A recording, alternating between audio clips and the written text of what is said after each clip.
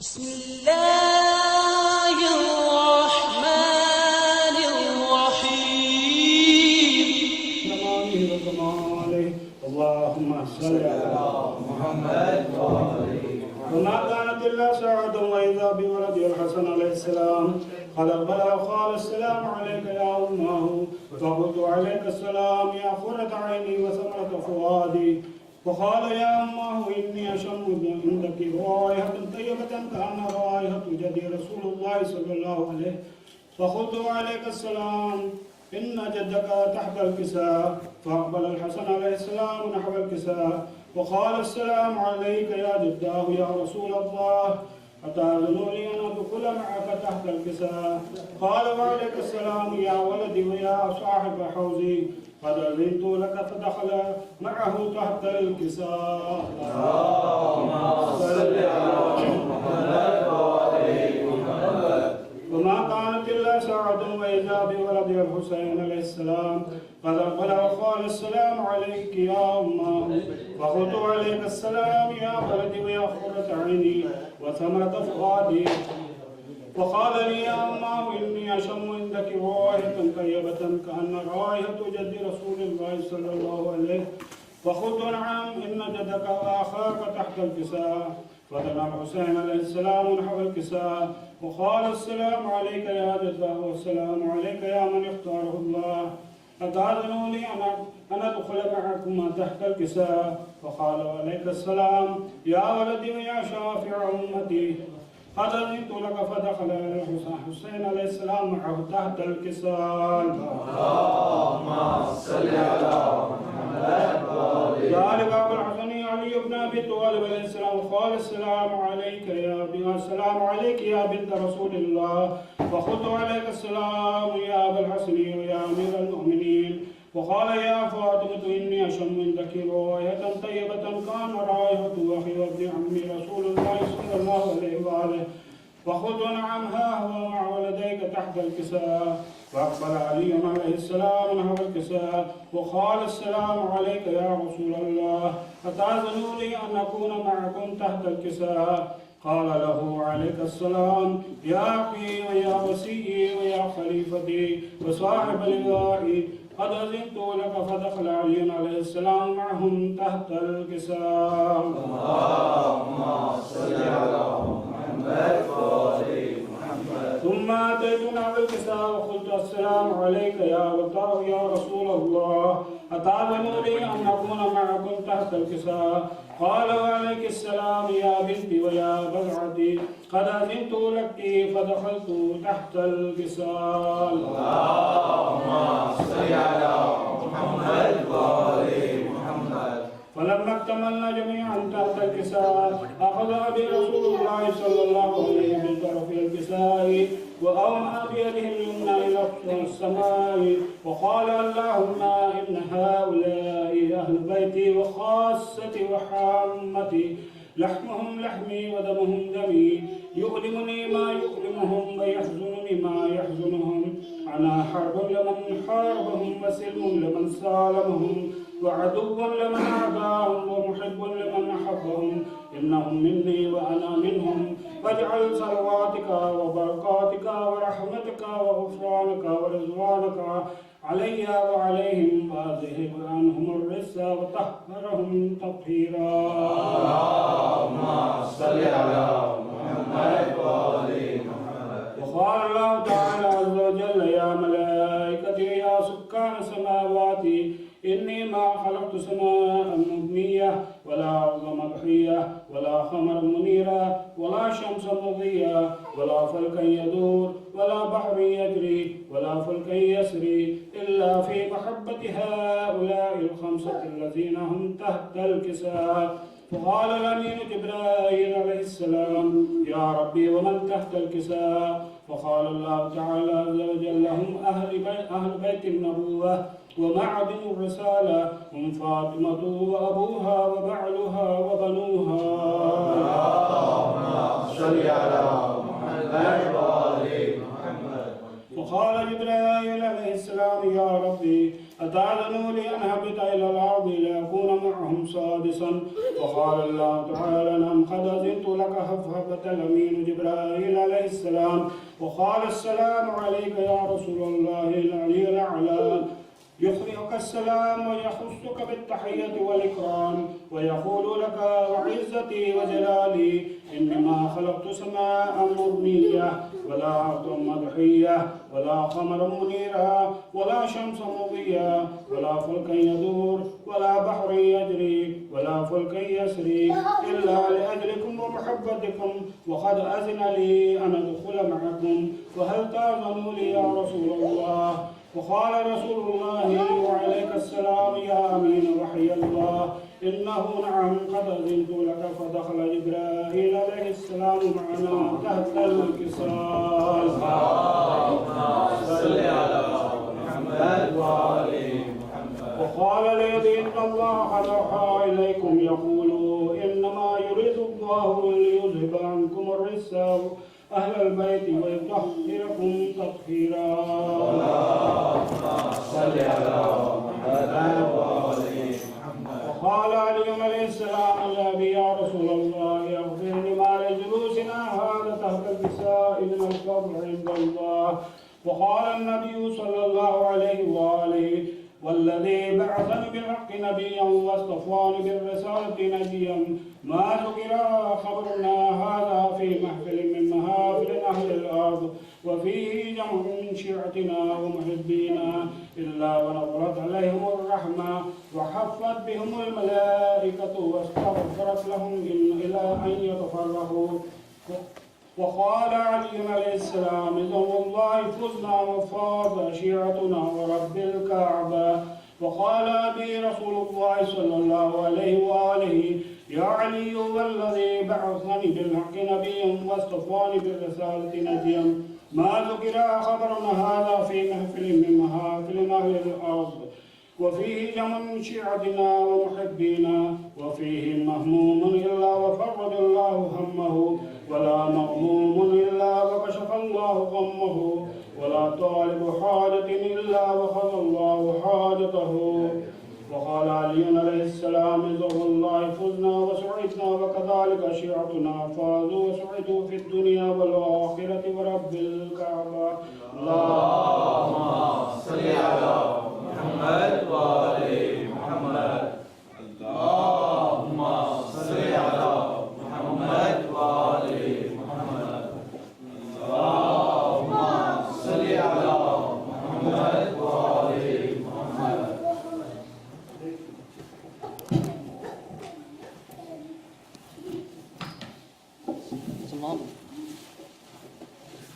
اللهم صل على محمد وآل محمد. اللهم صل على محمد. We will benefit from his wisdom and knowledge. What I'm going to do in the next few minutes, today and tomorrow, is to speak about the significance of particularly of these ayyam, these days leading up to Arba'in, and why we commemorate this particular ashra of, we call it the ashra of Hazrat Zainab Salamullah alayha.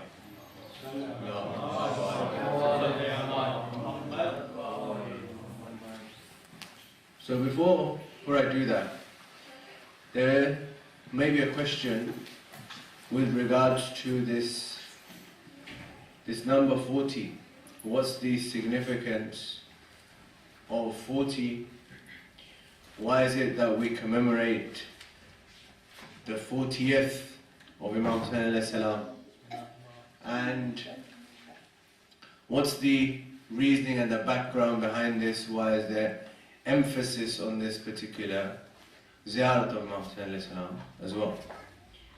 So this hadith of our 11th Holy Imam, which you'll find written in the beginning of all the copies that you find of the Ziyarat of Arba'in, is found in Tahdhib al-Ahkam of Shaykh Tusi Rahmatullah alayh, which he says that it is narrated from our 11th Holy Imam.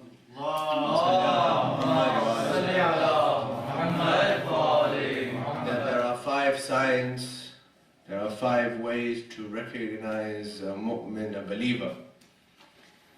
This is the first one, is that the believer prays 51 rak'at of salah every day. 17 which are obligatory, which are wajib, and 34 which are mustahab, the nawafil. In total is 51. The second one, he says, is the ziyarat of Imam Hussain alayhi salatu salam on the day of Arba'een.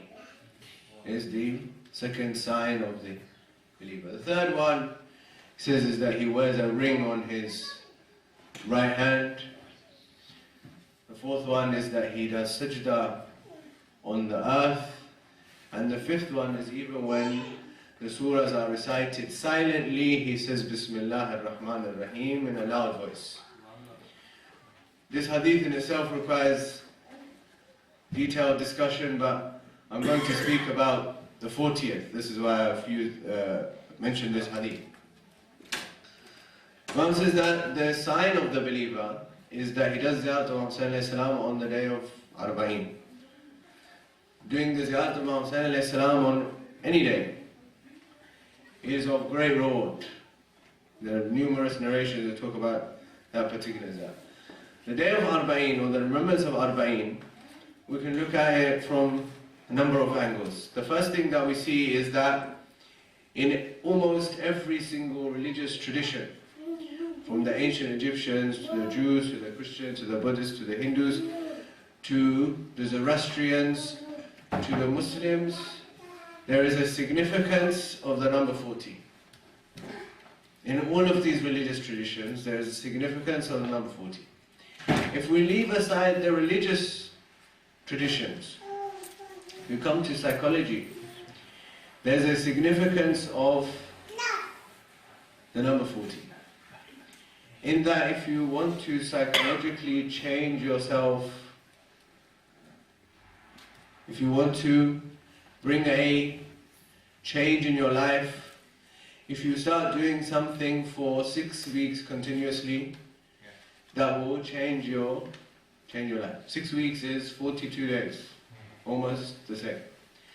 So there's a significance behind the 40 in all the religious traditions, and even in the psychological works, even in those secular books. When you read those books that talk about success, they tell you if you want to try and implement something new in your schedule, add it into your life for 40 days and you will find that it will automatically become part of your schedule.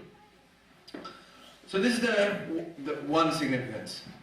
What about the commemoration? Holy Prophet of Islam is narrated to have said in the hadith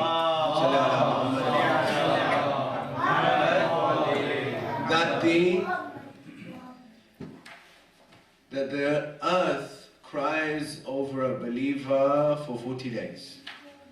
Over an ordinary believer. When an ordinary believer passes away, then the earth and its inhabitants cry over him for 40 days. So, what about Sayyid al-Shuhada? What about Amir al-Mu'minin alayhi salam? And this is the case for an ordinary believer.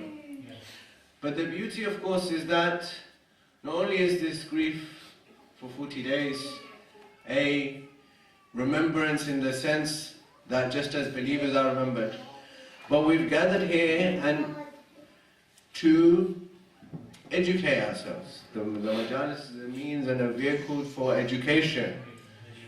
And Imam alayhi salam, inshallah, the rest tomorrow, Imam alayhi salam in the ziyarat of Arba'een says, and this why the Imam says, why is the ziyarat of Arba'een the important ziyarat of Imam alayhi salam?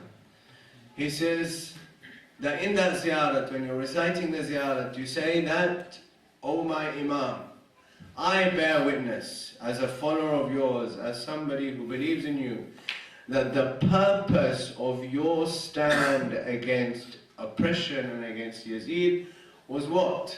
Amongst other things. One particular line of the ziyarat reads is, the purpose of your stand was to remove people from ignorance. I bear witness that your stand at Karbala was to remove people, to take people out of ignorance, out of jahala, and into light, into knowledge. And of course, how could it be anything else? How could we expect anything else from the inheritor of the door of the city of knowledge? How can we expect anything less from the one who's the inheritor of the gate of the city of knowledge? That his purpose is that people have descended into such a manner of ignorance that it needs something so great and manifest to take them out of that ignorance and into real Islam. The commemoration of the 40th of Imam Hussain alayhi salam continually reminds us that this is the purpose of these majalis, this is the purpose of that ziyarat. So whether it's the majlis or whether it's the ziyarat, the purpose is to remove people from the ignorance and bring them into the light. So what we're doing here, or why these ayyam are so important, this Ashura Zainabiyya, which we attribute to Hazrat Zainab Salamullah alayha,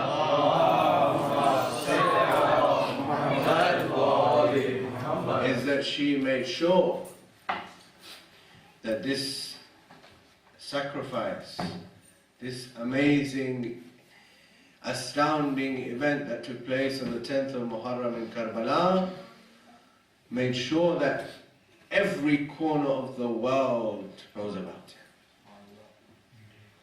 In every single part of the world, in every single place in the world, there's Ya Hussein and there's no Ya Yazid. Why? Because of Zainab Salamullah. So this is why we commemorate, this is why these days are the most important days as far as the commemoration is concerned. We think that the commemoration ends with Ashura, it's finished, we go back home and go back to our normal lives. The reality is that these days and this commemoration is so important because without these, there is no Muharram. We said that without Muharram, without Imam Hussain, there's no Islam. Without these days, there's no Muharram. Without these days, there is no commemoration of Imam Hussain Islam. Nobody would have known about it.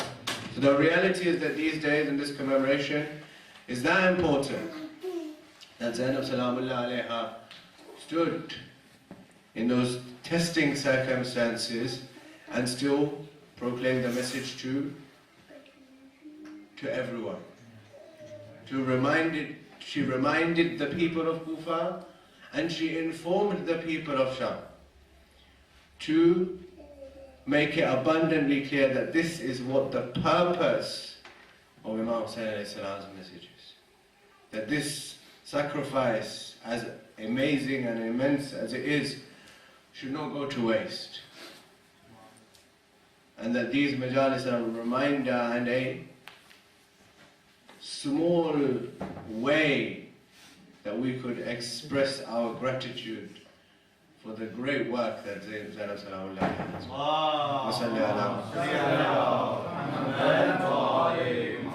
So I've got a couple of minutes left. That the whole life, every single moment of her life, we say for both Hazrat Zainab and our fourth holy Imam, that when it comes to Masayib, you think the one who reads, continually recites, thinks to himself, what shall I say? That every single moment of their life is Masayib. Their whole life is Masayib. For Zainab Salamullah alayha, they called her Ummul Masayib. Why? Because every moment of their life, whatever aspect of her life is Masayib. But there's no greater Masayib for someone like Zainab Salamullah alayha to have come into the court of Yazid. There's no greater Masayib than that. There's no greater masa'ib than that Bibi for who Amirul Mu'mineen did not let her go and visit the grave of her grandfather Rasulullah in Medina in the daytime, for her to come out in Sham. But all for this particular purpose. All for this purpose, that for this saving of the message of Imam Hussain, even this is acceptable. It's mentioned that when Imam Hussain was very young, Jibreel came down to the Holy Prophet of Islam and he said, Ya Rasulullah, this is what's going to happen at Karbala. So relate it to Hussain and ask him whether he agrees with all this to happen. Holy Prophet of Islam is narrating it to Imam Hussain. He says to him, Hussain, Ali Akbar will be killed. Hussain, Qasim will be killed. Hussain, Abbas will be killed. Hussain, even the 6-month-old baby will be killed. And Imam Hussain says, I agree with all of this. Then he says, even you will be killed. He says, I agree. Then Jibreel says, Ya Rasulullah, tell him that the women will be taken as prisoners. Their hands will be tied with rope and their coverings will be stolen. Imam Hussain is silent for a moment. Imam is silent for a moment. Then he says, Oh my grandfather Rasulullah, will this happen while I'm alive or after I die? Jibreel says, Ya Rasulullah, tell him it will happen after he dies. Imam Hussain says, I accept. That Hussain alayhi salam couldn't bear to see this in his lifetime, how great is the status of Imam Sajjad alayhi salam, that he goes through this. No wonder then that later on when they ask him, where did you feel the most pain? He says, Asham, Asham, Asham. They said to him, what happened in Sham? They said to him, what happened in Sham? He said, remember that to die is our habit. Al-qatlu lana ada wa shahadatu lana karama. To die is our habit and shahadat is an honor. But to stand there in the bazaar of Sham, in the court of Yazid, was only a test of imamat. Ala wa la'natullahi ala al-qawmi al-zalimin wa say'alamu alladhina zalamu ayyamun qalabin yanqalibun inna lillahi wa inna ilayhi raji'un. Pray to Allah subhanahu wa ta'ala to accept our majlis and to forgive our sins and the sins of our marhumin. Pray to Allah subhanahu wa ta'ala to protect the followers of Ahlul Bayt alayhim salam wherever they are in the world, in particular in Iraq, in Bahrain, in Pakistan, Syria. We pray to Allah to protect their lives, their honor, their dignity, their wealth and their families. Pray to Allah subhanahu wa ta'ala to hasten the reappearance of our awaited Imam and to make us amongst those who serve in his army. رَبَّنَا تَقَبَّلْ مِنَّا إِنَّكَ أَنْتَ السَّمِيعُ الْعَلِيمُ. We have received news that Zakir Ali Nasir Abbas of Multan was earlier shot dead by Takfiri terrorists. So can I request a Surah Al-Fatiha? Bismillah.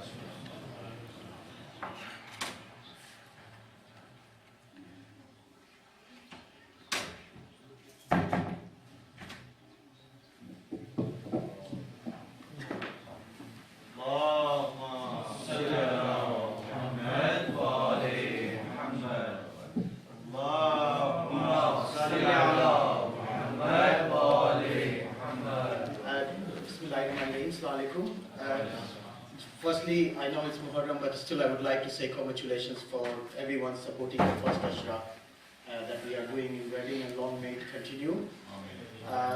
Some very quick announcement. Firstly, I continue to say about the funds. So please, we have managed to get the funds required for the Ashra, but just please continue to donate generously, ताकि हम उसको कुछ हमारे funds जो हैं buffer funds में से आए हैं अशरे में جو ہم نے پہلے جمع کیے تھے, تو اگر کچھ اس کے ہوں گے تو پھر we can adjust it. Secondly, very important, please remember, although it doesn't say on the announcements or website, that the 18th Wednesday the majlis is not here. It's at the Pakistan Community Center, because that day we didn't have this hall. Same time, and Allahumma salli ala Muhammad wa ali Muhammad. Allahumma salli ala Muhammad wa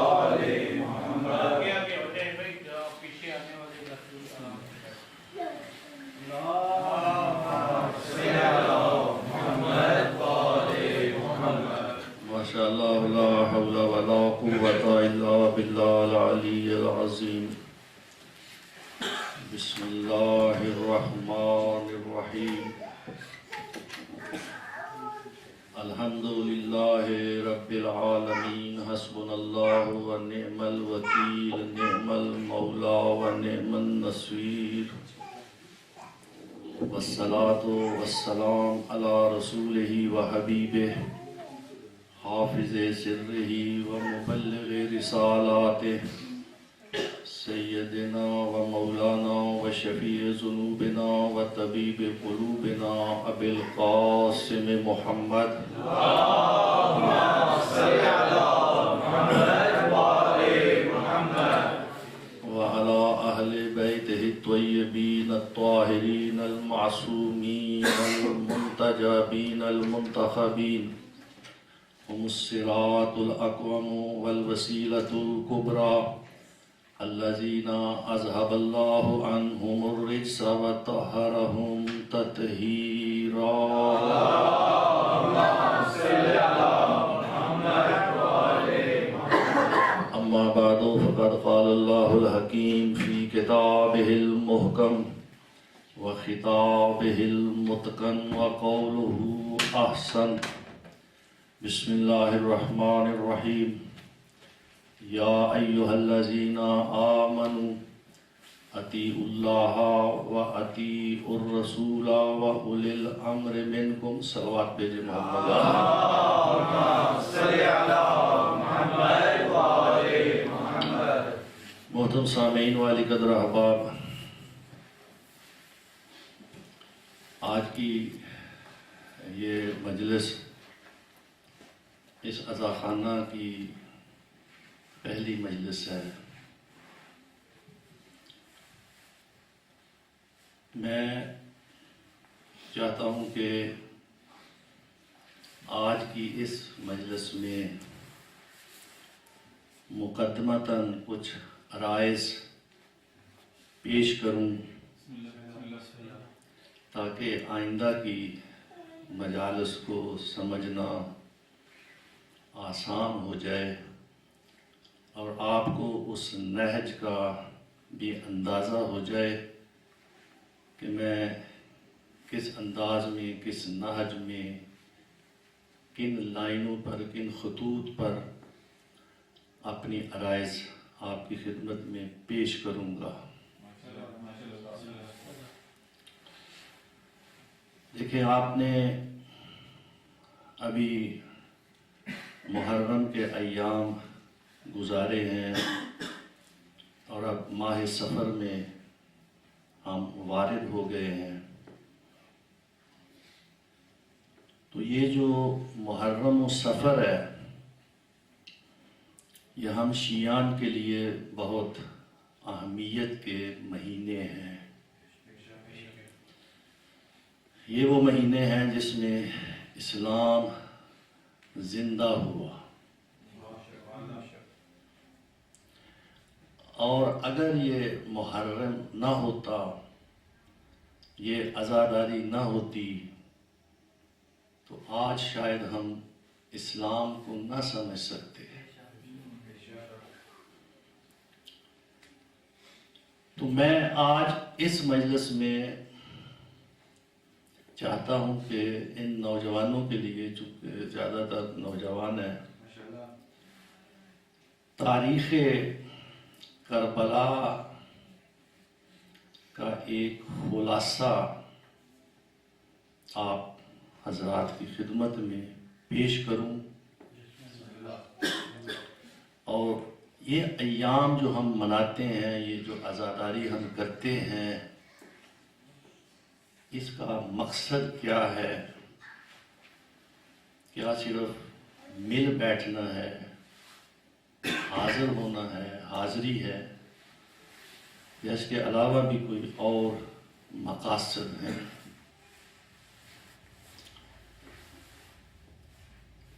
دیکھیں، یہ واقعہ کربلا جو رونما ہوا سن 61 ہجری کو، اس واقعہ کے پیچھے کون سے عوامل تھے جن کی وجہ سے یہ واقعہ کربلا رونما ہوا؟ کن وجوہات، کن عوامل، کن اسباب کے تحت یہ واقعہ رونما ہوا جس کو ہم یاد کرتے ہیں؟ اس واقعہ کے عوامل جو متصور ہوتے ہیں، جن کا تصور کیا جاتا ہے، اور بعض نے وہ عوامل لکھے ہیں، وہ 3 عامل ہیں۔ ایک عامل یہ لکھا گیا ہے کہ چونکہ یزید ابن معاویہ نے مولا حسین ابن علی سے بیعت کا مطالبہ کیا تھا، اور مولا حسین ابن علی نے انکار بیعت کیا، لہذا یہ واقعہ کربلا انکار بیعت کی وجہ سے رونما ہوا۔ اگر مولا انکار بیعت نہ کرتے تو یہ واقعہ کربلا رونما نہ ہوتا۔ ایک عامل یہ بیان کیا گیا ہے۔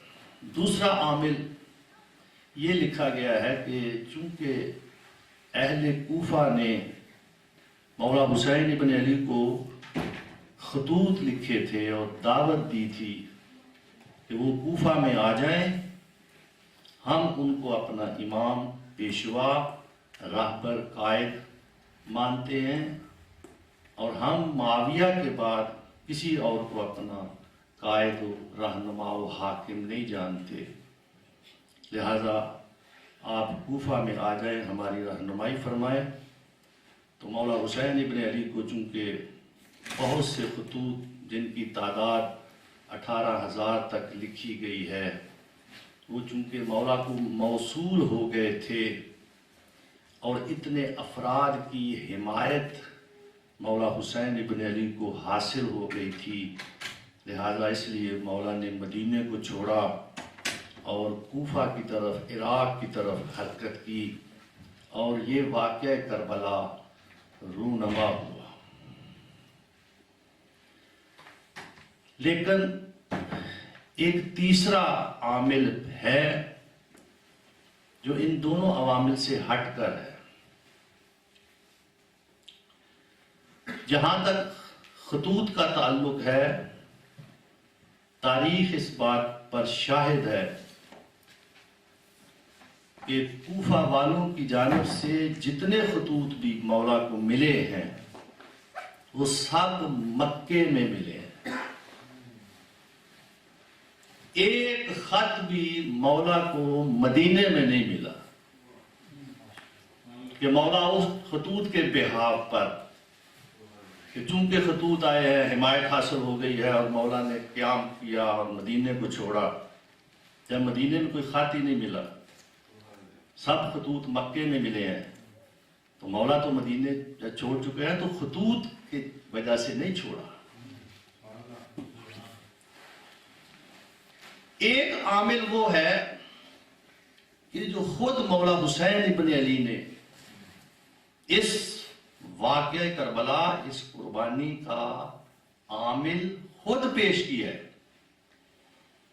ظاہر ہے کہ جو شخص خود قربانی دے رہا ہے اور وہ اگر کہتا ہے کہ میں اس مقصد کے لیے قربانی دے رہا ہوں، میں اس مقصد کے لیے مدینہ چھوڑ رہا ہوں، تو اس کا بیان کردہ جو بیان ہے وہ سب سے اہم ہے۔ لہذا مولا حسین ابن علی نے جب مدینہ چھوڑا ہے تو انہوں نے اپنے بھائی محمد بن حنفیہ کو ایک وصیت نامہ لکھ کر دیا،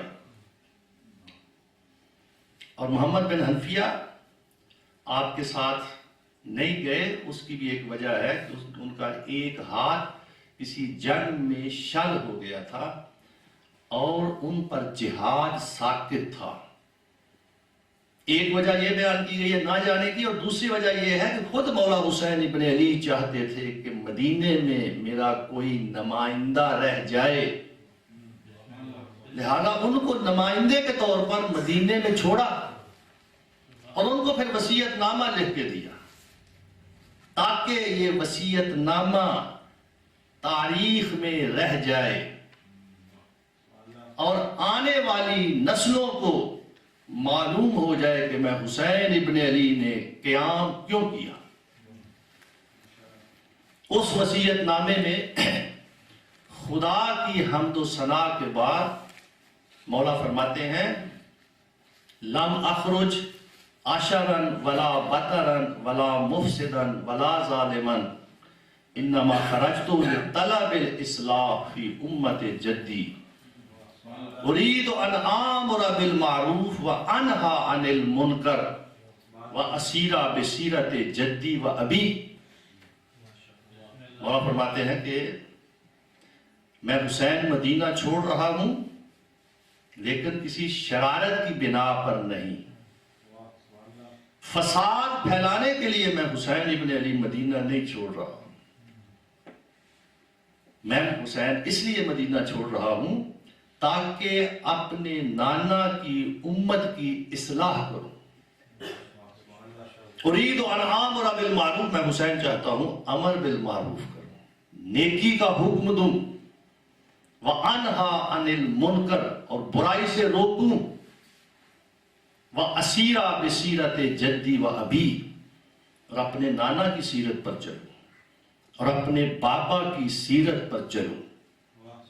اس لیے کہ کچھ ادوار ایسے گزرے تھے جن ادوار میں حسین کے نانا کی سیرت اور حسین کے بابا کی سیرت منہدم ہو چکی تھی، ختم ہو چکی تھی۔ حسین پھر سے اپنے نانا کی سیرت کو اور بابا کی سیرت کو زندہ کرنا چاہتا تھا۔ تو عزیزو، یہ وہ وصیت نامہ ہے جس میں مولا نے اپنی قربانی کا فلسفہ بیان کیا ہے کہ میں حسین ابن علی نے شہادت کیوں دی۔ اب اس وصیت نامے پر میں نے 2-3 سوالات اٹھانے ہیں اور پھر آگے بڑھنا ہے اور ایک مقصد کی طرف آپ کو لے جانا ہے، اور وہی آج کی اس تقریر کا جو ہے وہ پیغام ہوگا آپ کے لیے، اور انشاءاللہ وہ پیغام اگر آپ بھلانا بھی چاہیں گے تو نہیں بھلا سکیں گے۔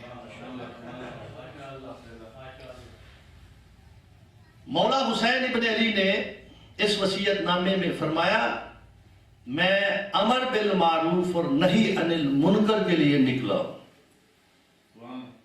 سوال یہ ہے کہ مولا حسین ابن علی نے کون سا امر بالمعروف اور نہی عن المنکر کیا ہے؟ اپنے نکلنے کے بعد کون سا امر بالمعروف اور نہی عن المنکر کیا ہے؟ آپ فرمائیں گے کہ انہوں نے بہت سے خطبات دیے، مدینے سے نکلتے وقت خطبہ دیا، مکے میں پہنچ کر خطبات دیے، مکے کو چھوڑتے وقت خطبات دیے، راستے میں خطبات دیے، ہور کے لشکر کے سامنے خطبہ دیا، خود عاشور کے دن خطبات دیے۔ تو میں یہ عرض کروں گا کہ وہ خطبے جو دیے تو وہ تو ان لوگوں کے لیے خاص ہیں جو مولا حسین ابن علی کے سامنے تھے۔ کون سا ایسا امر بالمعروف اور نہی عن المنکر ہے جو مولا کرنا چاہتے تھے اور ہم تک بھی پہنچا ہو؟ ہمیں بھی یہ علم ہو کہ مولا حسین نے یہ امر بالمعروف اور یہ نہی عن المنکر کیا ہے۔ امر بالمعروف کا معنی ہے نیکی کا حکم دینا، نہی عن المنکر کا معنی ہے برائی سے روکنا۔ کون سا امر بالمعروف اور نہی عن المنکر مولا نے کیا ہے؟ عزیزو، مولا نے اس انداز میں امر بالمعروف اور نہی عن المنکر کیا ہے کہ ان کا امر بالمعروف اور نہی عن المنکر تا قیام قیامت ہر شخص تک پہنچے گا، اور ہر شخص کو یہ معلوم ہو جائے گا کہ مولا حسین نے اس بات کا حکم دیا ہے اور اس بات سے روکا ہے۔ آپ فرمائیں گے وہ کون سا امر بالمعروف اور نہی عن المنکر ہے؟ تو میں آپ کی خدمت میں یہ عرض کروں گا کہ مولا حسین سے یزید کا مطالبہ بیعت کرنا اور مولا حسین کا یزید کے مطالبہ بیعت کے بعد انکار بیعت کر دینا، یہ انکار بیعت کر دینا سب سے بڑا امر بالمعروف اور نہی عن المنکر ہے۔ اس لیے کہ مولا نے انکار بیعت کر کے ان تمام نیکیوں کا حکم دے دیا جو مولا میں پائی جاتی تھیں، اور ان تمام برائیوں سے روک دیا جو یزید میں پائی جاتی تھیں۔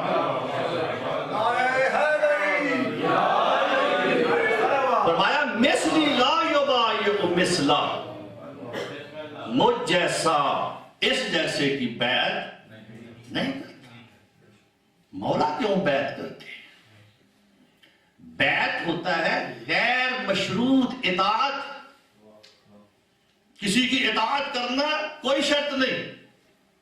بیعت کرنے والا یہ کہتا ہے اگر جان مانگے گا تو دے دوں گا، مال مانگے گا تو دے دوں گا، جو تو کہے گا وہی اسلام ہے۔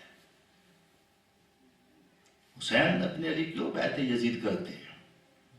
حسین کوئی معمولی شخصیت ہے، حسین نمائندہ اسلام ہے۔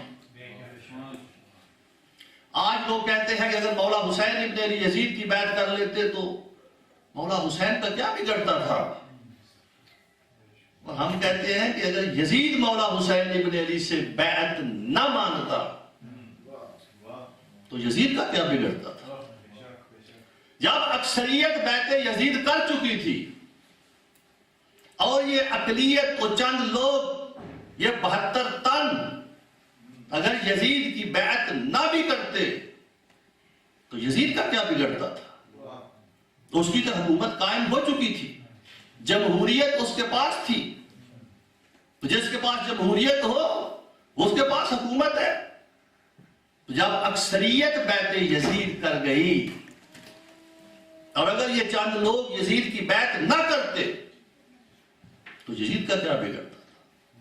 ہمارا سوال یہ ہے کہ یزید کیوں مصر تھا اس بات پر کہ وہ حسین ابن علی سے بیعت لے گا؟ یزید اس لیے مصر تھا کہ وہ یہ جانتا تھا کہ اگر پوری کائنات بھی مجھ یزید کی بیعت کر لے لیکن حسین ابن علی اگر بیعت نہ کرے تو میری حکومت اسلامی نہیں ہو سکتی۔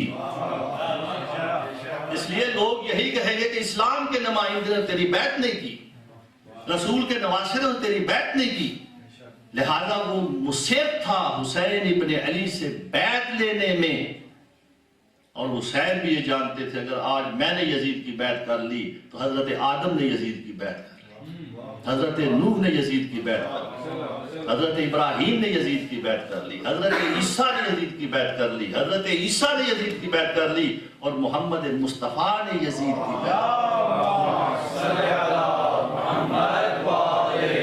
اس لیے کہ مولا حسین ان تمام انبیاء کے وارث ہیں، اسی لیے تو ہم سلام بھیجتے ہیں یہ کہہ کر السلام علیکہ یا وارث آدم صفوت اللہ، السلام علیکہ یا وارث نوح نبی اللہ، السلام علیکہ یا وارث موسیٰ کلیم اللہ، السلام علیکہ یا وارث عیسیٰ روح اللہ، السلام علیکہ یا وارث محمد المصطفیٰ۔ یہ وارث انبیاء ہے،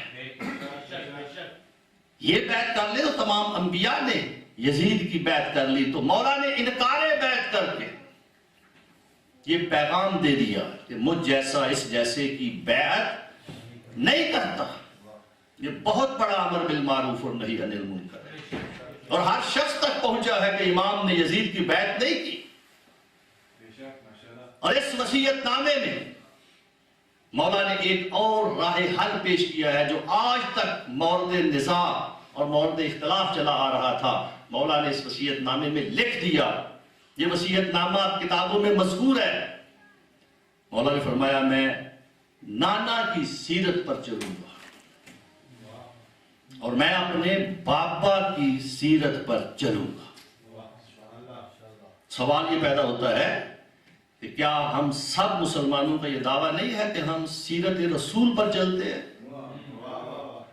تو مولا نے 2 سیرتوں کا حوالہ کیوں دیا کہ میں اپنے نانا کی سیرت پر چلوں گا، میں اپنے بابا کی سیرت پر چلوں گا؟ کیا حسین کے بابا حسین کے نانے کی سیرت پر نہیں چلتے تھے؟ تو پھر 2 سیرتوں کا حوالہ کیوں دیا؟ کیوں نہ فقط یہ کہا کہ میں اپنے نانا کی سیرت کو زندہ کرنے جا رہا ہوں؟ کہا میں اپنے نانا کی سیرت کو زندہ کروں گا، میں اپنے بابا کی سیرت پر عمل کروں گا. سیرت کیا ہے عزیزو؟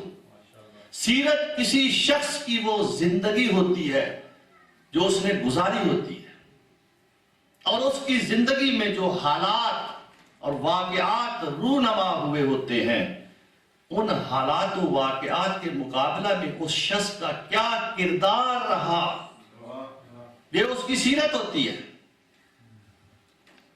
مولا نے اس لیے 2 سیرتوں کا حوالہ دیا کہ بعض واقعات و حادثات ایسے تھے جو حسین کے باپا کو یعنی علی کو پیش آئے، اور وہ واقعات رسول کو پیش ہی نہیں آئے کہ وہاں پر رسول کا کوئی کردار ہوتا، کوئی سیرت ہوتی. آپ کہیں گے وہ کون سے واقعات ہیں جو حسین کے باپا کو علی کو پیش آئے اور ان کے نانا رسول کو پیش نہیں آئے؟ عزیزوں وہ واقعات میں سب سے بڑا واقعہ یہ ہے کہ حسین کے نانا سے کسی غیر معصوم نے بیعت کا مطالبہ نہیں کیا کہ وہاں پر کوئی نانا کی سیرت ہوتی کہ آیا اس مطالبہ بیعت پر رسول نے بیعت کر لی یا نہ کی. جب بیعت مانگی نہیں گئی تو سیرت موجود نہیں، لیکن علی سے غیر معصوم نے بیعت کا مطالبہ کیا. آیا علی نے اس غیر معصوم کی بیعت کر لی یا نہ کی؟ حسین ابن علی اپنے وصیت نامے میں اس کا جواب دے رہے ہیں کہ میں اپنے نانا کی سیرت پر چلوں گا، میں اپنے بابا کی سیرت پر چلوں گا. اگر میرے بابا کی سیرت میں کسی غیر معصوم کی بیعت کر لینا ہوتی تو آج حسین بھی یزید کی بیعت کر رہے.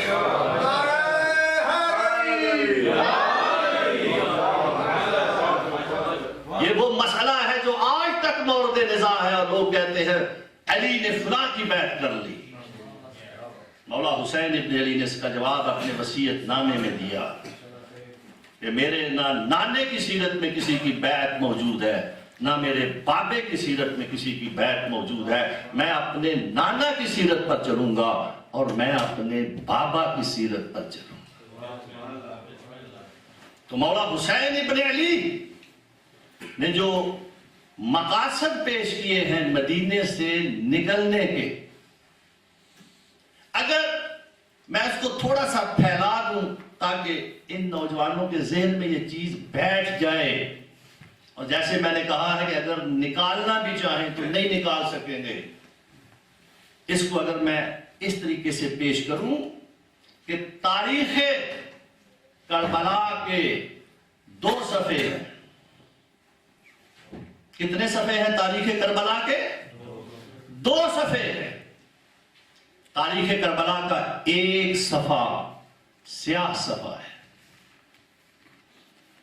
تاریخ کربلا کے اس سیاہ صفحے پر کیا لکھا ہے؟ تاریخ کربلا کے اس سیاہ صفحے پر مظالم ہی مظالم لکھے ہیں. یہ ظلم کی داستان کا صفحہ ہے. تاریخ کربلا کے اس صفحے پر علی اکبر کو برچھی لگنا لکھا ہے. تاریخ کربلا کے اس سیاہ صفحے پر علی اصغر کو تیر لگنا لکھا ہے. تاریخ کربلا کے اس سیاہ صفحے پر لاشوں کی پامالی لکھی ہے. تاریخ کربلا کے اس سیاہ صفحے پر جناب زینب و ام کلثوم کی چادروں کا لٹ جانا لکھا ہے. تاریخ کربلا کے اس سیاہ صفحے پر جناب عباس کے بازوں کا قلم ہونا لکھا ہے. تاریخ کربلا کے اس سیاہ صفحے پر زینب و ام کلثوم اور نبی زادیوں کا شام اور کوفہ کے دربار و بازار میں جانا لکھا ہے. یہ تاریخ کربلا کا سیاہ صفحہ ہے. یہ صفحہ کس نے لکھا ہے؟ یہ صفحہ یزید ابن معاویہ نے لکھا ہے. یہ صفحہ شمر نے لکھا ہے. یہ صفحہ ابن زیاد نے لکھا ہے. یہ صفحہ ان تمام ملعونوں نے مل کے لکھا ہے جو کربلا میں مولا حسین ابن علی کے سامنے تھے. یہ ظالموں کا لکھا ہوا صفحہ ہے. اس صفحے کا مطالعہ ضروری ہے. مسائل پڑھنے چاہیے تاکہ ظالم کا ظلم مٹنے نہ پائے. ہم ہر آنے والی نسل کو بتاتے رہیں کہ کربلا میں ظالم کون تھا اور مظلوم کون تھا. یہ مظلوموں کی داستان کا صفحہ ہے.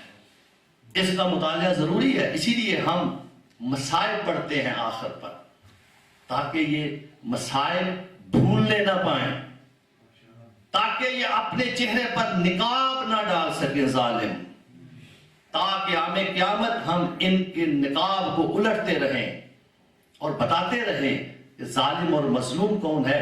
جب اس مظلوموں کی داستان کو پڑھا جاتا ہے, مسائل پڑھے جاتے ہیں, رقت طاری ہوتی ہے, دل نرم ہوتا ہے, حقائق زیادہ رسوخ کرتے ہیں, ظالم سے نفرت بڑھتی ہے, مظلوم سے ہمدردی بڑھتی ہے. اسی لیے بعد والے ائمہ نے جو کربلا کے بعد آئے ہیں وہ اپنے گھروں میں جب محرم کا چاند دیکھتے تھے صفِ عذاب بچھا دیتے تھے. لوگ دور و نزدیک سے آتے تھے, اس صف پر آ کر بیٹھتے تھے جہاں سے وہ مکتب حسین کو بھی زندہ کرتے تھے, وہاں ان ظالموں کے ظلم کو بھی آشکار کرتے تھے. اور اسی لیے بعد والے ائمہ نے مسائل پڑھنے کے فضائل بیان کیے ہیں. تھوڑے موٹے اور چھوٹے موٹے مسائل فضائل بیان نہیں کیے. فرمایا من بقا علی الحسین او ابقا او تباکا واجبت لہ الجنہ. جو مولا حسین کی مصیبت میں روتا ہے یا رلاتا ہے یا رونے والے کی شکل بناتا ہے, اس پر جنت واجب ہے. اور بی بی جناب فاطمہ الزہرا قیامت کے دن شفاعت کریں گی, خدا کی بارگاہ میں یہ کہیں گی کہ میرے بیٹے حسین کی مصیبت پر رونے والوں کو معاف کر دیا جائے, ان کے گناہوں کو معاف کر دیا جائے. ان کی شفاعت کریں گی. اور بلکہ امام صادق علیہ السلام فرماتے ہیں کہ میری دادی جناب فاطمہ الزہرا محشر کے میدان میں جب ہر طرف لوگ پریشان ہوں گے اور جا آ رہے ہوں گے, اپنے چاہنے والوں کو, اپنے محبت کرنے والوں کو اس طرح سے چن لے گی جیسے پرندہ ردی دانوں سے اچھے دانوں کو چن لیتا ہے. اور امام صادق علیہ السلام فرماتے ہیں خدا رحمت کرے ان آنسوؤں پر جو میرے جد حسین کی مصیبت میں نکلتے ہیں.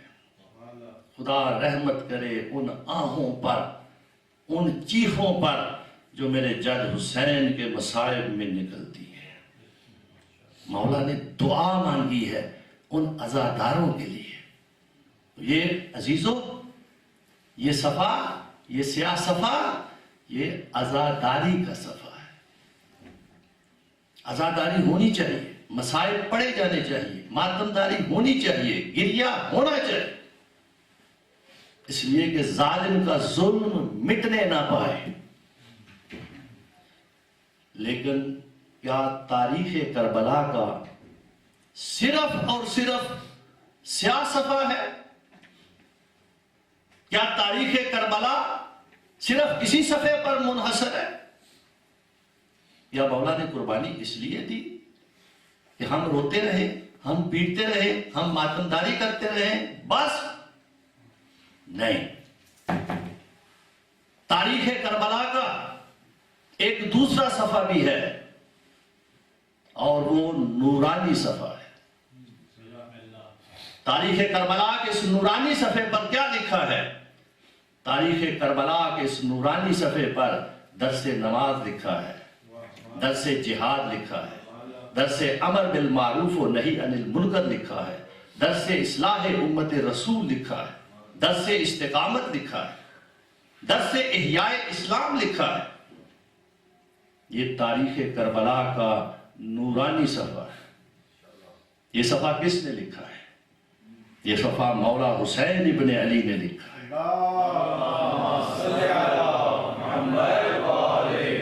یہ صفحہ جناب علی اکبر نے بچی کھا کے لکھا ہے۔ یہ صفحہ علی اصغر نے تیر کھا کے لکھا ہے۔ یہ صفحہ جناب زینب نے چادر لٹا کے لکھا ہے۔ یہ صفحہ جناب عباس نے بازو قلم کرا کے لکھا ہے۔ یہ تاریخ کربلا کا نورانی صفحہ ہے، اور اسی صفحے کو لکھنے کے لیے مولا حسین ابن علی نے مدینہ چھوڑا تھا۔ عزادار ہو، حسینی ہو اور نماز نہ پڑھے، اس نے پھر مولا حسین سے کیا لیا ہے؟ حسینی ہو اور اس میں جرت نہ ہو، استقامت نہ ہو، اس نے کربلا والوں سے کیا لیا ہے؟ اس نے علی اکبر سے کیا لیا ہے؟ حسینی ہو اس میں روح جہاد نہ ہو، حسینی ہو اور اصلاح امت رسول کی بات نہ کرے، حسینی ہو اور امر بالمعروف کرنے کی جرت نہ ہو، نہی عن المنکر کرنے کی جرت نہ ہو، پھر کربلا والوں کو کیوں یاد کرتا ہے؟ کیا لیا ہے اس نے مولا حسین سے؟ وہ مجالس جو حسین کے نام پر برپا کی جاتی ہیں، اس میں امر بالمعروف کی بات نہ ہو، نہی عن المنکر نہ ہو، اصلاح امت رسول کی بات نہ ہو، تو یہ مجالس کس لیے ہے؟ کیا صرف اس لیے ہے کہ ہم روئے، گریا کریں، ماتم کریں؟ کیا مولا نے اس لیے قربانی دی ہے؟ کیا عباس کے بازو مولا نے اس لیے دیے ہیں؟ عزیزو، ان دو صفوں کی روشنی میں مرحوم علامہ علی نقل، خدا ان کو غریق رحمت فرمائے، ان کے جملے کو آپ کے سامنے دہرانا چاہتا ہوں۔ وہ اکثر فرمایا کرتے تھے، حیف ہے ہم مومنین پر کہ ہمیں شمر کا خنجر تو یاد رہے لیکن سجدہ حسین یاد نہ رہے، حالانکہ خنجر شمر کا تھا اور سجدہ حسین کا تھا۔ یاد رکھنے والی وہ چیز تھی جو ہمارے مولا سے سرزد ہوئی ہے، اس کو تو ہم بھول جائیں، اور آج یہی ہو یا بس جی ماتم کرنا ہے، بس جی یہ محرم آ گیا ہے، سفر آ گیا ہے، ماتم داری ہے۔ صرف ماتم داری کے لیے مولا نے قربانی دی؟ دیکھیں، آج ہم سے کوئی تھرڈ پرسن آئے اور ہم سے یہ سوال کرے کہ عزاداران مولا حسین ابن علی، آپ جو عزاداری کرتے ہیں، اتنے پیسے خرچ کرتے ہیں، اتنا وقت دیتے ہیں، مجھے یہ تو بتاؤ کہ اس عزاداری کا مقصد کیا ہے؟ یا ہم کہیں گے کہ اس کا مقصد رونا ہے، اس کا مقصد پیٹنا ہے، اس کا مقصد ماتم کرنا ہے؟ وہ کہے گا یہ تو کوئی بڑا مقصد نہیں ہے، کیا اس مقصد کے لیے آپ کے مولا نے قربانی دی؟ یہ تو کوئی جواب، صحیح جواب نہیں ہے۔ اس تھرڈ پرسن کے سوال کے جواب میں ہمارا جواب کیا ہونا چاہیے؟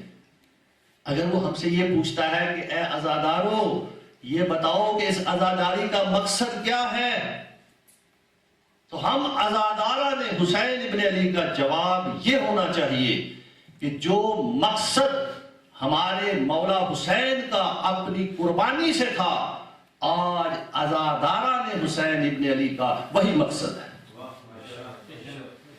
تاکہ مقصد ہم آہنگ ہو جائیں۔ جو مولا کا مقصد تھا آج ہم عزاداران حسین کا وہی مقصد ہے. اگر وہی مقصد ہوگا پھر ارواح شہداء کربلا ہم سے خوش ہوں گی، کہیں گی آفرین ہے ہمارے ماننے والوں. آپ اسی مقصد کو لے کر آگے بڑھ رہے ہیں جو ہمارا مقصد تھا. مولا حسین ہم پر خوش ہوں گے، آفرین ہے میرے عزاداروں. آج آپ کا وہی مقصد ہے جو میرا اس قربانی سے مقصد تھا.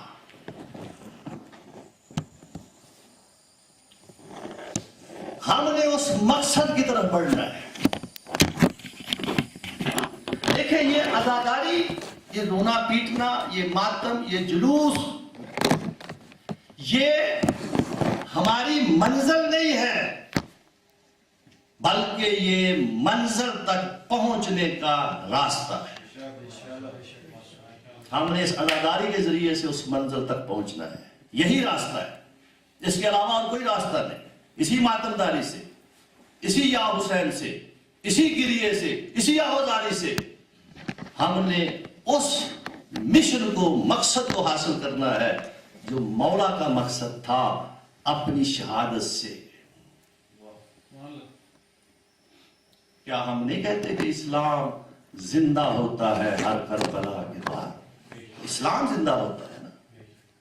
اسلام زندہ کریں، اسلام کو احیا کریں. اور جتنی کوئی چیز عمل سے زندہ ہوتی ہے، باتوں سے نہیں ہوتی. ہم باتوں سے اسلام زندہ نہیں کر سکتے، ہم اپنے عمل سے اسلام کو زندہ کر سکتے ہیں، احیا کر سکتے ہیں. بڑا معمولی مقصد بنا دیا گیا ہے ان مجالس کا، بڑا ایزی راستہ دے دیا گیا ہے. نہیں، اس کا تو بڑا مقصد ہے، بہت بڑا مشن ہے، معمولی مشن نہیں ہے. اور جو خالصتاً اس مشن کے لیے آگے بڑھتا ہے، جو وقت دیتا ہے، وہ یوں سمجھے کہ وہ ناصران مولا حسین ابن علی میں شامل ہوگا. مولا علی علیہ السلام جنگ صفین سے واپس آ رہے تھے. ایک آپ کا صحابی جانسار آگے بڑھتا ہے، مولا سے عرض کرتا ہے، مولا میرا ایک بھائی تھا، وہ بھی چاہتا تھا کہ آپ کی ہم رکابی میں آپ کے دشمنوں سے لڑے، لیکن کسی ضروری کام کی وجہ سے وہ نہیں آ سکا. امام نے فرمایا وہ آنا چاہتا تھا؟ ہاں آنا چاہتا تھا لیکن نہیں آ سکا. مولا نے فرمایا اگر وہ خالصتاً آنا چاہتا تھا اور نہیں آ سکا تو یوں سمجھو کہ وہ ہمارے ساتھ اس جنگ میں شریک تھا. بلکہ مولا نے کہا وہ اکیلا ایک نہیں، تا قیام قیامت جتنے لوگ بھی آئیں گے اور ہماری جنگوں کو سنیں گے اور وہ خواہش کریں گے کاش ہم اپنے امام کے ساتھ ہوتے، تو یوں سمجھو کہ وہ بھی ہمارے ساتھ شریک تھے. اور کہا کہ جو ابھی لوگ باپوں کی صلبوں میں اور ماؤں کے رحموں میں ہیں، اگر وہ جنم لیں بعد میں اور کہیں کہ ہم مولا کے ساتھ ہوتے تو وہ بھی ہمارے ساتھ شریک ہے. عزیزو کاش کہنے کی ضرورت نہیں ہے، مقصد ہدف کربلا موجود ہے. مولا نے جو استغاثہ بلند کیا ہے صرف وہاں کے رہنے والوں کو نہیں کہا. مولا جب تن و تنہا رہ جاتے ہیں تو استغاثہ بلند کرتے ہیں، حل من ناصر ینصرنی، ہے تو مجھ حسین کی مدد کرنے والا. کبھی کہتے ہیں حل من ناصر ینصرنا، ہے کوئی ہم اہل بیت کی مدد کرنے والا، ہے کوئی.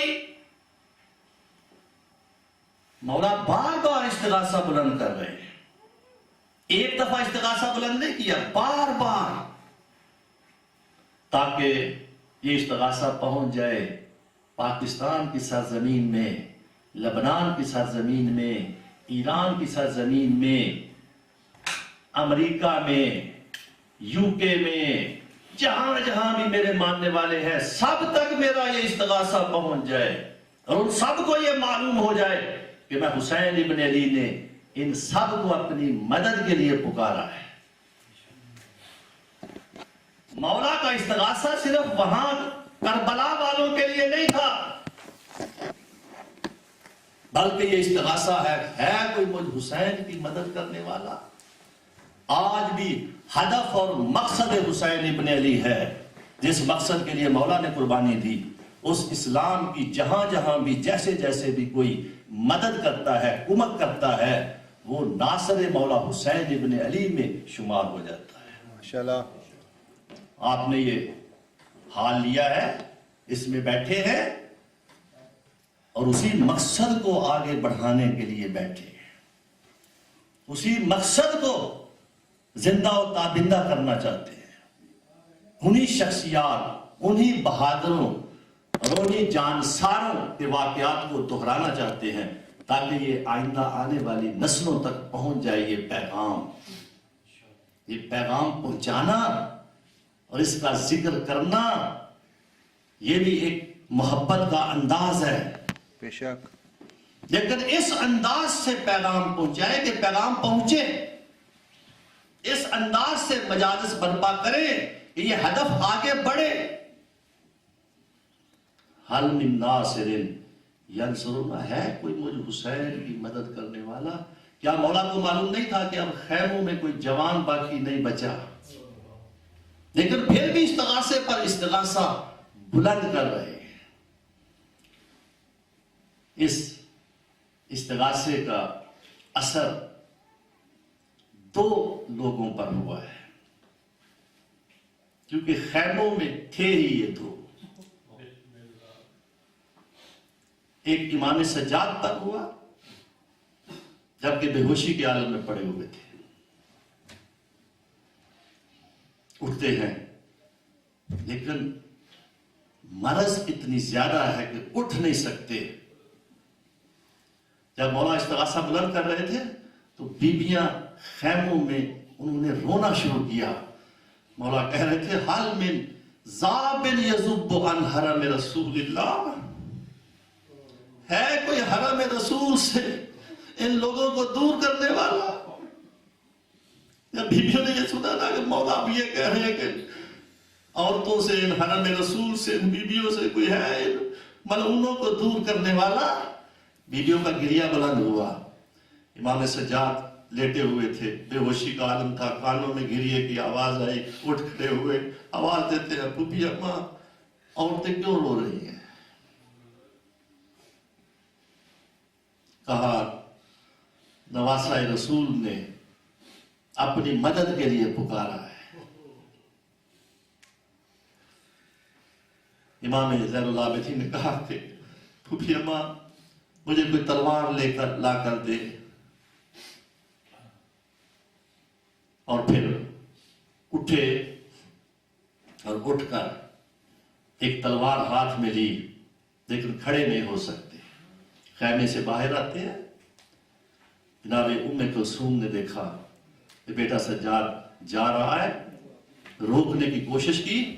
دور سے مولا حسین نے دیکھا اپنے بیٹے سجاد کو، کہا اے ام کلثوم سجاد کو ادھر نہ آنے دینا، ہماری نسل ختم ہو جائے گی، سجاد کو روکو۔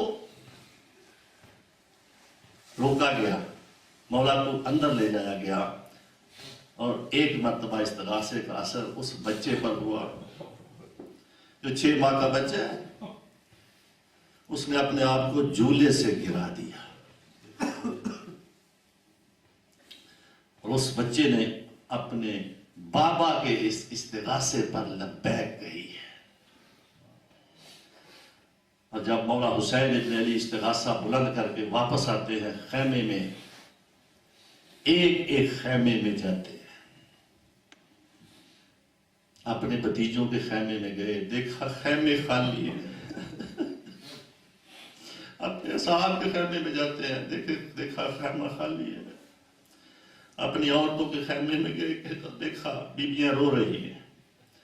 امام سجاد کے خیمے میں گئے، دیکھا بیمار بیٹا پڑا ہوا ہے، لیٹا ہوا ہے، اور ایک عورت ہے جو اس کی تیمارداری کر رہی ہے. جب قریب جاتے ہیں دیکھتے ہیں وہ بہن زینب ہے. اب الوداع کرنا چاہتے ہیں اپنے بیٹے سے، آتے ہیں، کھڑے ہو جاتے ہیں. جناب زینب ہلاتی ہیں جناب سید سجاد کو. جناب سجاد آنکھیں کھولتے ہیں، اپنے بابا پر نگاہ پڑی، کیا دیکھا کہ خون سے لت پت ہے مولا. بس نگاہ پڑی اور خون دیکھا، لباس پر خون لگا ہوا ہے. فوراً اپنا بھائی علی اکبر یاد آیا. کہا بابا علی اکبر کہاں گئے؟ کہاں چچا عباس کہاں گئے؟ آپ کی حالت کیا ہے؟ اور پھر پوچھتے ہیں کہ ان ملعونوں، ان منافقین، لفظ منافق مولا امام سجاد نے استعمال کیا، ان منافقوں سے آپ کا جو پالا پڑا ہوا تھا، جو یہ جمع ہو گئے تھے، کیا بنا؟ امام نے فرمایا ان منافقوں پر شیطان غالب آ گیا ہے اور یہ ہمارا خون بہائے جا رہے ہیں. تو اس وقت پھر امام سجاد نے کہا آپ کے بابا صحابی کہاں گئے ہیں؟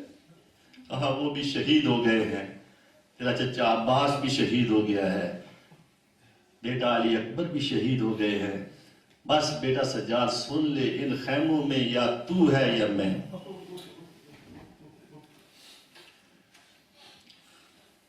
اس وقت امام سجاد کو جناب زینب نے اٹھایا، بٹھایا،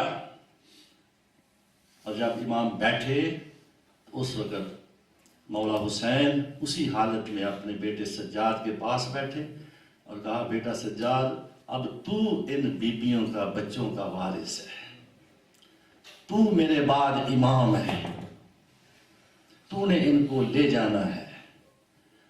اور اس کے بعد بیبیوں کی طرف منہ کیا. مولا نے کہا آپ کا امام میرے بعد مفترض الطاعہ، جس کی اطاعت واجب ہے، وہ یہی سجاد ہے. جناب زینب ام کلثوم سے کہا اس کی حفاظت کرنا، اس کو باہر نہ آنے دینا. عزیزو،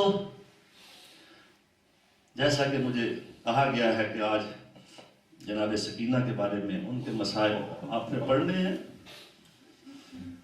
ظاہر ہے کہ 3 دن کی بھوک اور پیاس، اسی لیے جب بھی ذکر ہوا پیاس کا تو ہر ایک نے، امام سجاد نے، بیبیوں نے امام حسین کی پیاس کا ذکر کیا ہے. سکینہ نے بھی کہا ہائے میرا بابا پیاسا. جناب سجاد نے بھی یہ کہا کہ ہائے میرا بابا پیاسا. جناب زینب نے بھی یہی کہا ہائے میرا بھیا پیاسا. کیوں؟ اس لیے کہ جو جتنا زندہ رہا اتنا پیاسا رہا، اور جو شہید ہو گیا اس کی پیاس بجھ گئی.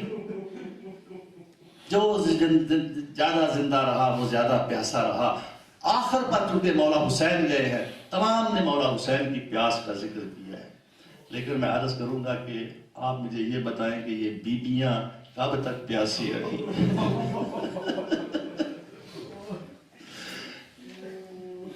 ایک روایت ملتی ہے کہ حر کی بیوی پانی لے کر آ گئی تھی. شاید حر کی بیوی وہاں موجود تھی یا نہیں تھی. جب یہ شہید ہو گئے، وہ پہرے جو بٹھائے گئے تھے ان کو اٹھا لیا گیا تھا. اب نہر فرات پر پہرے نہیں تھے، جس کا دل چاہے پانی پیے.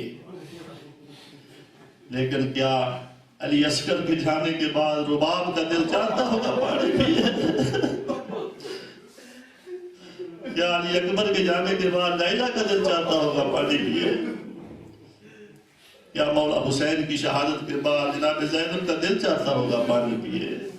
نہر فرات بہہ رہی تھی، پہرے اٹھا لیے گئے تھے، لیکن پیاسے منہ پھرائے بیٹھے. ہمیں تو یہ بیبیاں راہ کوفہ شام میں بھی پیاسی ہی نظر آتی ہے. لہذا ایک جگہ ہے حمص نامی جگہ، وہاں پر قافلے کو ٹھہرایا گیا.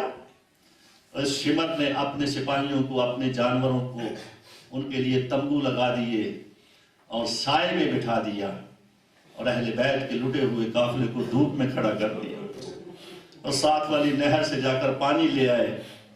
اب جناب سکینہ نے جب دیکھا پانی آ گیا ہے تو پھوپھی اماں سے جا کر کہا، پھوپھی اماں میں بڑی پیاسی ہوں، شمر سے پانی مانگ لوں؟ شاید جناب زینب اجازت نہ دیتی اگر مولا حسین نے علی اصغر کے لیے پانی نہ مانگا ہوتا۔ جناب زینب نے کہا کہ یہ بڑا قسی القلب ہے شمر، تجھے پانی نہیں پلائے گا لیکن تو مانگ کے دیکھ۔ لیکن یہ سیدزادی ادب و آداب اس طریقے کے کہ اب جا کر یہ نہیں کہتی کہ شمر مجھے پہلے پانی دے دے، کہا اے شمر تو اپنے سپاہیوں کو پانی پلا لے، اگر پانی بچ جائے تو مجھے دے دے۔ اب شمر کے پیچھے پیچھے جا رہی ہے بچی، پانی بچ جاتا ہے، وہ مشک کا دہانہ کھولتا ہے، بچی ہاتھ پھیلاتی ہے لیکن بچی کے سامنے پانی زمین پر بہا دیتا ہے۔ جناب سکینہ منہ کرتی ہے اپنی پھوپھی اماں کی طرف، کہتے ہیں پھوپھی اماں مجھے شمر نے پانی نہیں پلایا۔ اللہ یزید کا دربار ہے، ظاہر ہے کہ ایک ہی رسن میں ان بیبیوں کو باندھ دیا گیا تھا۔ یزید کی نظر پڑتی ہے جناب سکینہ پر۔ جناب سکینہ نے ایک اپنا ہاتھ اپنے گلے پہ رکھا ہوا ہے، ایک چہرے پر رکھا ہوا ہے۔ پوچھتا ہے کہ اے بچی، آپ نے اپنا ہاتھ اپنے چہرے پر اور ایک اپنے گلے پر کیوں رکھا ہے؟ تو جناب سکینہ نے کہا کہ تیرے سپاہیوں نے اس قدر کس کے رسیاں باندھی ہوئی ہیں کہ میرا گلا دکھنے کو آ گیا ہے، اور چہرے پر ہاتھ اس لیے رکھا ہے کہ میری پھوپھیوں کے بال بڑے ہیں، انہوں نے بالوں سے چہرہ چھپایا ہوا ہے، میرے بال چھوٹے ہیں، میں نے اپنے ہاتھوں سے چہرہ چھپا لیا ہے۔ یزید نے نام پوچھا، بچی تیرا نام کیا ہے؟ بتایا گیا یہ سکینہ بنت الحسین ہے۔ کہا یہ وہی سکینہ ہے جس کے بارے میں نے سنا ہے کہ اس کے بابا حسین اس سے بہت محبت کرتے تھے۔ کہا ہاں یہ وہی سکینہ ہے۔ سکینہ کو مخاطب کر کے کہتا ہے، سکینہ تب میں مانوں گا تجھے اپنے بابا سے بڑی محبت تھی، میرے تخت پر پڑا ہوا تیرے بابا کا سر ہے، تو بلائے اور یہ سر تیرے پاس آ جائے۔ جناب سکینہ کے چھوٹے چھوٹے ہاتھ بلند ہوئے، پہلی دعا خدا سے کی، خدایا دشمنوں کا مجمع ہے اور سکینہ کی محبت کا امتحان۔ اور دوسرا جملہ اپنے بابا کو مخاطب کیا، کہا بابا میری گود میں آ جاؤ۔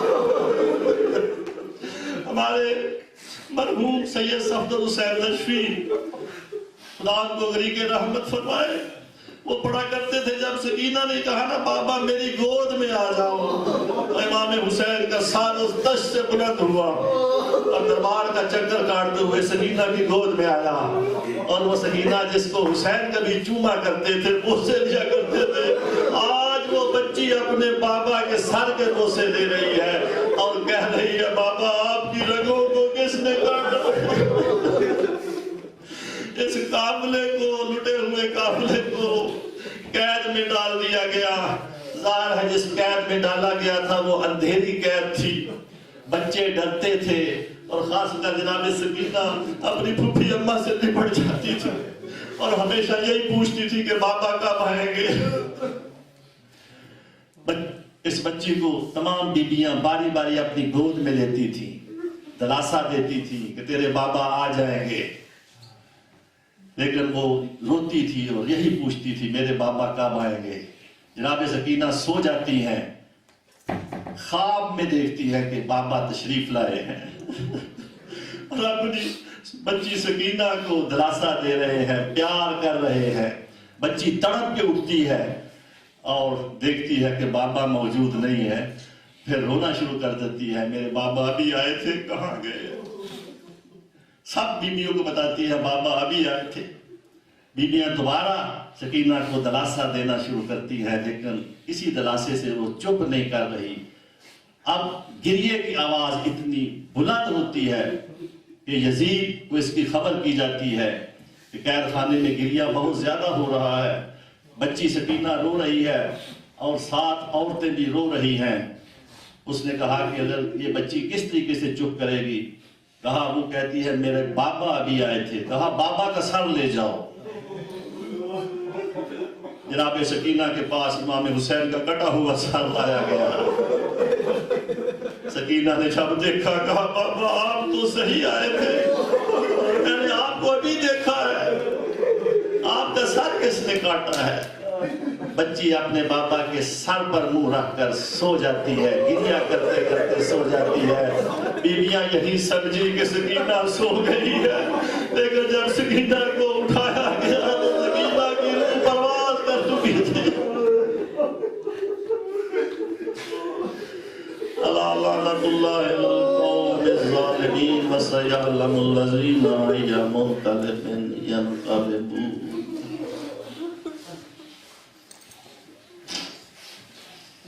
الہی بحق فاطمہ و ابیہا و بالہا و بنیہا و السر المستودع فیہا ان تصلی علی محمد و آل محمد.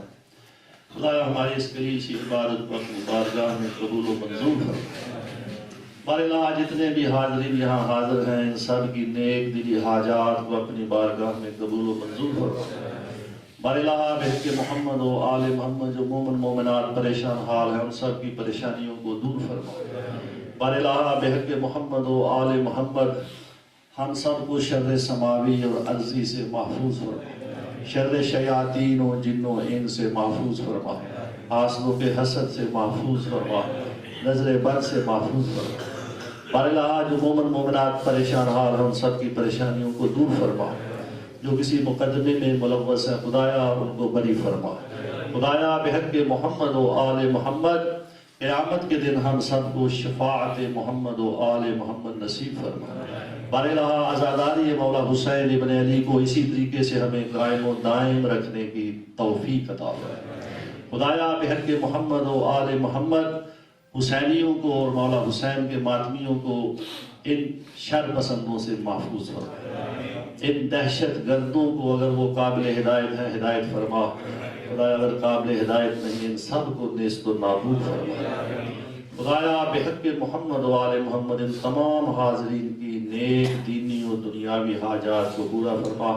بانیان کے نیک دلی مقاصد کو پورا فرما.